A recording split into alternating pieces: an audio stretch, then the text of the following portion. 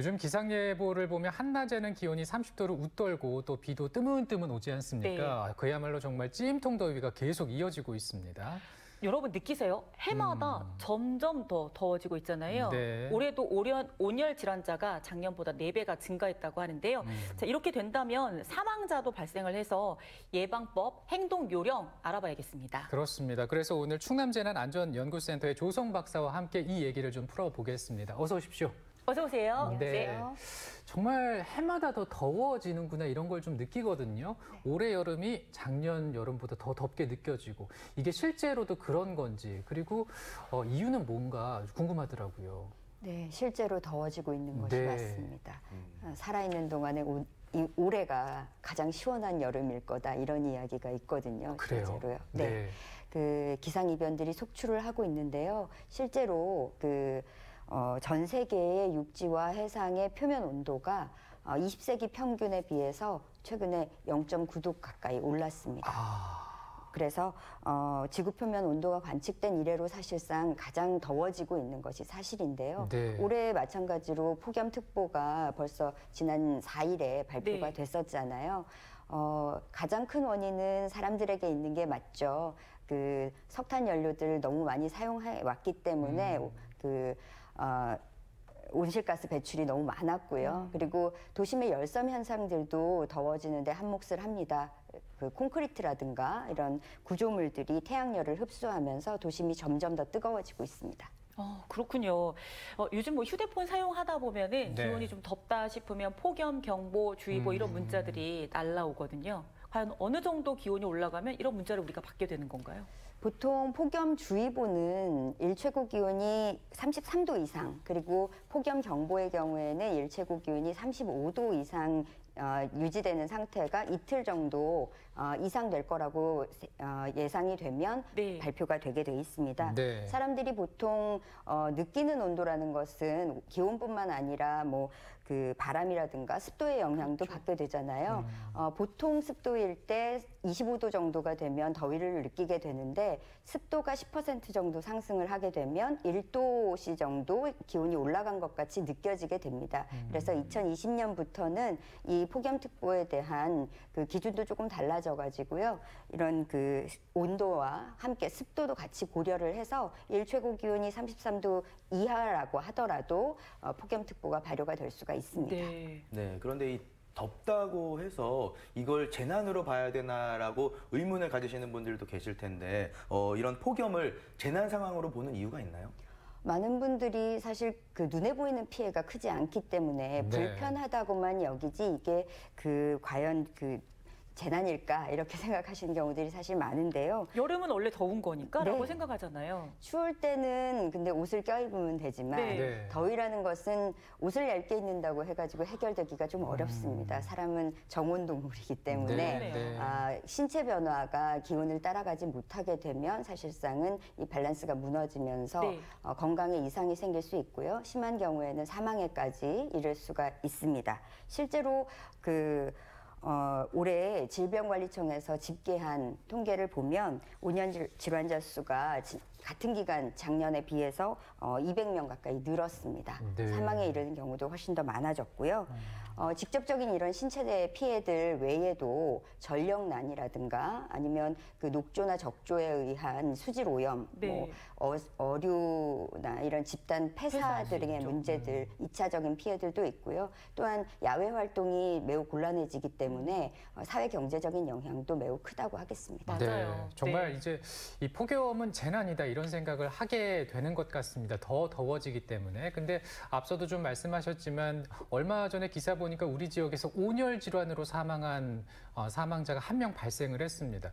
이렇게 온열 질환 생길 수도 있고 이게 폭염이 정말 인간에게는 너무나 위험하잖아요. 아무래도 이제 온열 질환 같은 것들이 생길 수 있기 때문이 아닐까 싶은데 어떻습니까?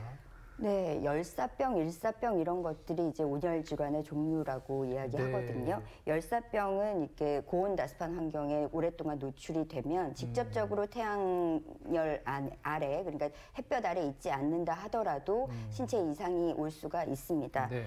그리고 그 일사병이라는 것은 이제 직접적으로 태양볕 아래에 있으면서 체온 조절을 제대로 할 수가 없을 때 신체에 이상이 발생하는 것인데 증상은 조금 다르게 나타나기는 해요. 네. 일사병의 경우에는 두통 같은 것들이 이제 있을 수 있고요. 바로 햇빛을 쬐을 경우에 네. 두통, 현기증 이런 네. 것들이 나타나게 됩니다. 그래서 폭염은 이렇게 이제 장기에 영향을 주게 네. 되는 그런 네. 질환인데요.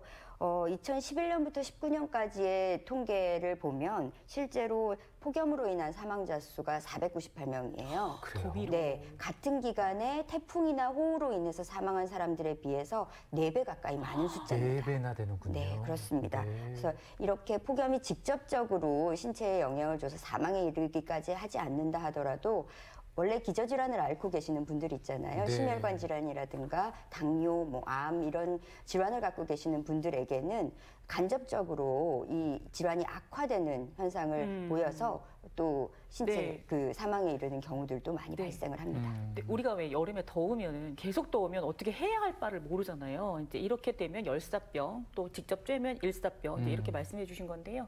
자, 그럼 이제 폭염과 관련해서 주의사항 좀 살펴볼게요. 물론 이제 휴대전화로 뭐 경보라든가 이런 특보가 오기는 하지만 내가 직접 좀 확인해 보고 싶다 한다면 어떻게 하면 될까요? 우선 기상청에 날씨누리 앱이 있습니다. 네. 여기서는 이제 기상 정보 외에도 이렇게 생활 정보들을 같이 공유를 해주고 계시기 때문에 이런 것들 활용하시면 좋겠고, 그 질병관리청에서도 건강 정보를 제공을 합니다. 또한 행정안전부나 지자체의 홈페이지에서도 이런 그 행동 요령들 확인해 보실 수가 있으니까 좀 찾아보시면 좋겠고, 간단하게는 우리 그 인터넷에 검색창 초록창 뭐 네. 이런데요. 네. 검색해 보셔도 충분히 정보 얻으실 수 그렇군요. 있습니다. 네. 네, 그리고 특히 농촌이나 공사 현장처럼 야외에서 일하는 경우 위험한 상황이 발생할 그런 가능성이 많잖아요. 그렇죠. 이럴 때는 야외 작업을 좀 피하는 게 좋은 건가요? 우선은 그렇습니다. 더위를 피하기는 굉장히 어렵기 때문에 실제로는 외출을 자제하시는 것, 야외 활동을 자제하시는 게 가장 중요하고요. 우선은 이 온열 질환자가 가장 많이 발생하는 시기는 뭐 네. 너무나 당연하지만 낮 시간이에요. 12시부터 6시까지. 그중에서도 특히 오후 3시에 가장 많이 일어나니까 이 시간은 가급적 피하시는 게 좋겠고, 또한 어린이나 노약자의 경우에는 더욱더 이 시간에 외출 자제하시는 게 좋겠습니다. 네, 그러니까 정오부터 오후 3시까지 이 시간은 아주 또 해가 강력하고 또 많이 더울 수 있기 때문에 네, 웬만하면 맞아요. 야외 활동을 피하면 좋은데요. 근데 불가피하게 우리가 또 만약에 뭐 일을 해야 된다면 나갈 수밖에 없잖아요. 이렇게 불가피할 때는 좀 물을 섭취하는 게 그나마 조금 도움이 될까요? 어떻습니까? 맞습니다. 네. 어쩔 수 없이 나가셔야 되는 경우 있죠. 네. 창이 넓은 모자 같은 것으로 좀 그늘을 만들어 주시면 좋겠고요. 가벼운 옷차림 하시고 물병 휴대하셔가지고 네. 수시로 갈증을 느끼지 않는다 하더라도 물이나 이온 음료 같은 것, 뭐 짭짤한 국물도 좋겠고요. 네. 이런 거 섭취해 주시는 게 좋겠고, 현기증이나 메스꺼움 같은 거 이런 증상들 말씀드렸잖아요. 느껴지신다면 시원한 곳으로 이동하셔서 휴식을 취해 주시는 게 좋습니다. 네. 그리고 건설 현장처럼 야외 활동 작업을 하셔야 되는 경우에는 폭염 안전 수칙이 있어요. 물, 그늘, 휴식 많이 들어보셨을 것 같습니다. 네, 네. 항상 준수를 하시는 게 좋겠고, 짧은 시간이라도 휴식을 취하는 네. 자세가 좋습니다. 그야말로 피해서 더위를 피해야 되는 게 맞습니다. 사실 한 두 달 정도 이렇게 폭염으로부터 우리가 안전을 좀 확보해야 할 것 같습니다. 네. 이제 사람들도 힘들지만 가축들도 힘들잖아요. 뭐 가축 농장이라든가 양식장의 경우 너무 뜨거운 날이 되면 어떻게 조치하면 좋을까요? 네, 우선은 축사의 경우에는 창문 개방해서 좀 환기를 자주 시켜주시는 게 좋겠고요. 적정한 사육 밀도를 유지하는 것도 굉장히 중요합니다. 양식 어류의 경우에는 이 수온을 좀 낮추기 위해서 얼음을 넣거나 하는 경우들도 많이 있습니다. 그런 조치들도 중요하고요. 혹시나 가축이나 어류가 폐사했을 때는 신속하게 방역기관에 신고를 꼭 하셔야 되겠습니다. 네. 그리고 너무 덥다고 해서 실내에서 아주 시원하게, 엄청 시원하게 냉방을 하는 것도 건강에 이제 무리가 맞아요. 갈 수도 있고, 그리고 저 같은 경우는 너무 더우면은요 시원한 맥주 한 잔이 생각이 나거든요. 그런데 이것도 좀 건강에 안 좋다라는 얘기를 들었어요. 사실인가요? 그렇습니다. 맥주 한 잔씩은 다들 하는 거 아니에요? 생각은 아니에요? 나시는데요. 네. 네, 그 실내의 온도 차이가 너무 커지게 되면 네네. 마찬가지로 신체에 무리가 가기 때문에 5도 정도 유지하시는 게 좋겠습니다. 차이가 너무 많이 벌어지는 것은 위험하고요. 지금 30도다 네. 바깥 날씨가 그러면 그렇다면 25도 정도. 네, 25도 이하로 떨어지는 것은 신체에 무리가 갈 수 있습니다. 냉방병 주의하셔야 하잖아요. 그리고 알코올의 경우 알코올이나 커피나 뭐 녹차 같은 이 네. 카페인 음료들도 마찬가지인데요. 수분을 손실시킬 수 있는 우려가 있습니다. 그래서 이런 것보다는 오히려 과일을 좀 충분히 섭취해 주시는 것이 더 도움이 될 것 같습니다. 천연당이 좋군요. 네. 네. 전 개인적으로 박사님은 그러면 이제 이 무더위를 좀 피하는 방법 어떤 개인적인 어떤 거 있으세요? 글쎄요, 뭐 그 실내에 계실 때 네, 사실은 네. 냉방도 중요하지만 네, 네. 직접 햇빛이 들어오지 않도록 좀 차단을 해주시는 것이 햇빛 좋아요. 차단. 네, 네, 네, 그래서 네, 네. 커튼을 치고 계신다든지 아니면 그 난방을 위해서 창문에 이렇게 뽁뽁이라고 하는 거 많이 붙이시잖아요. 맞아요. 실제로 그게 여름철에도 좀 도움이 됩니다. 그래요? 여름에도요? 네, 그렇습니다. 그 열 손실을 막는 차원에서 그 실제로는 바깥에서 들어오는 열도 차단하는 효과가 있기 때문에 네. 직접적인 직사광선을 피하도록 하는 것 이런 것들이 좀 도움이 될 것 같습니다. 네. 우리가 커튼을 치는 것도 좋겠네요. 그러니까요. 우리가 또 이제 양산 요즘 많이들 사용하시잖아요. 이것도 참 도움이 되겠습니다. 네, 그렇습니다. 아까 말씀해 주신 것처럼 창이 넓은 모자. 같은 효과죠. 맞아요. 그렇습니다. 자, 앞서 말씀드렸던 것처럼 해마다 이렇게 더 더워지기 때문에 폭염에 대한 위험성은 많이 이제 강조가 되지 않을까 싶습니다. 우리가 폭염을 좀 줄여야 되잖아요. 네, 어떻게 하면 도움이 될까요? 네.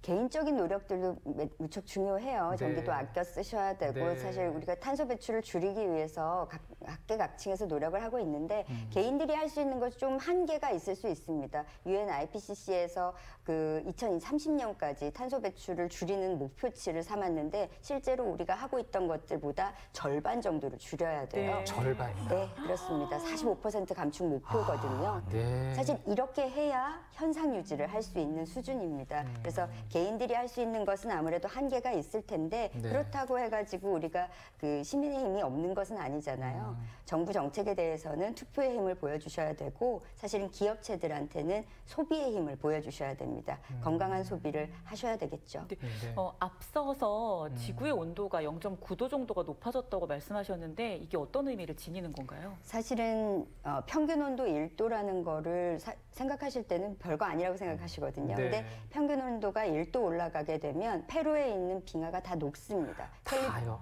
캘리포니아의 산불이 자주 발생하게 되고요. 네. 이런 그 기상이변에서 1도는 엄청나게 큰 온도 차이입니다. 네. 그렇군요. 우리 그렇습니다. 정말 요즘 탄소 배출해야 된다고 네. 캠페인 열고 있는데요. 뭐 개인컵 쓴다. 탄소 배출 줄이자. 네네네. 그렇죠. 탄소 배출을 줄여야 된다. 뭐 진짜 많이 산업 석탄으로 된 것들을 많이 쓰잖아요. 석탄 연료를 많이 사용하게 되는데 정말 각별하게 신경 써야 될 것 같아요. 맞습니다. 자, 오늘 여러 가지 이제 행동 요령들 배웠습니다. 이걸 통해서 잘 기억을 해뒀다가 네. 폭염으로부터 안전하게 여름을 잘 보내봤으면 좋겠습니다. 오늘 박사님 고맙습니다. 고맙습니다. 감사합니다. 안효선 리포터 오늘 좋은 소식 잘 들었어요. 고맙습니다. 네. 고맙습니다. 요즘에 언제 얼마나 내릴지 모르는 그 집중호우로 인해서 여러 가지 피해가 발생하고 있습니다. 밤 사이에 나무가 쓰러진다든지 그리고 굴다리가 물에 잠기는 등의 일도 있었잖아요. 네, 그렇습니다. 그리고 갑자기 집중호우처럼 이렇게 소나기가 내리는 경우들도 있고 네. 흐리고 한데도 덥고 텁텁한 이런 날씨가 계속되기도 하는데요. 당분간 이어질 것으로 보여지고요. 또 일부 지역에서는 돌풍이라든가 천둥, 번개가 치는 곳도 있을 수 있으니까요. 혹여라도 피해 입지 않도록 각별하게 신경 쓰셔야겠습니다. 네, 저희는 내일 또 인사드리겠습니다. 시청해주신 여러분 고맙습니다. 고맙습니다.